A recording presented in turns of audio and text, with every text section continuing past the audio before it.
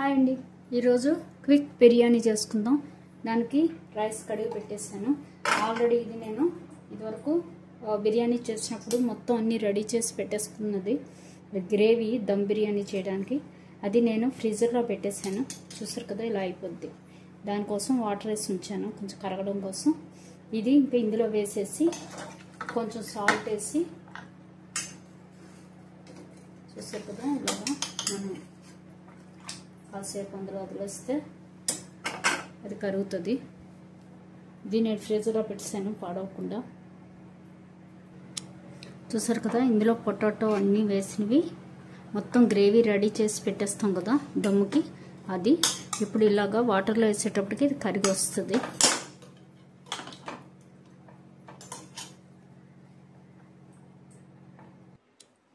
చూసారు కదా, ఇలా వచ్చేస్తుంది.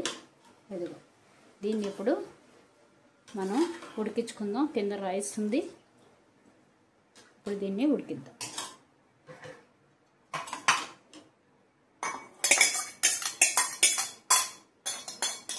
కొంచెం సాల్ట్ మట్టి వేసుకోండి.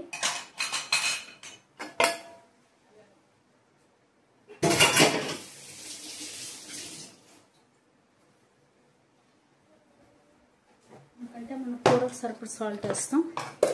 ఇప్పుడు రైస్కి సరిపడా సాల్ట్.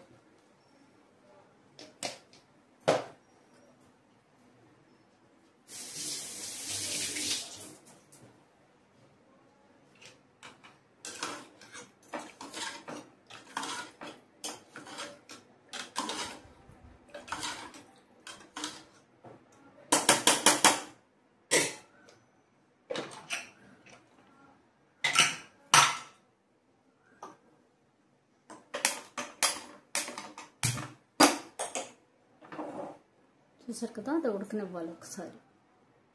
చూసారు కదా, కొంచెం మటుకు బిర్యానీ మసాలా వేసాను.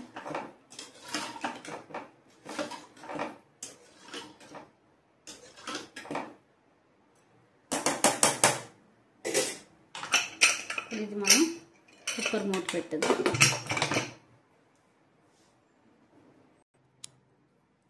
అయిపోయిందేమో చూద్దాం. చూసారు కదా ఎంత బాగా అయిందో. క్విక్ బిర్యానీ.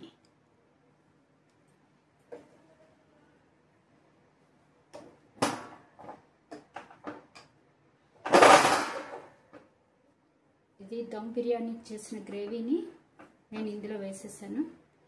చూసారు కదా ఎంత బాగుందో. చక్కగా మంచి పొడిపొలాడుతూ వచ్చేసింది. చూడడానికి సూపర్ ఉంది.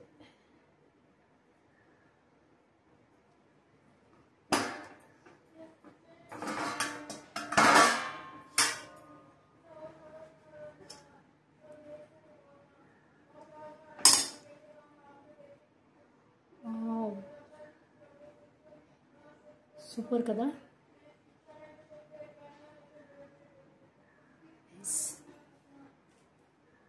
విత్ రైతా.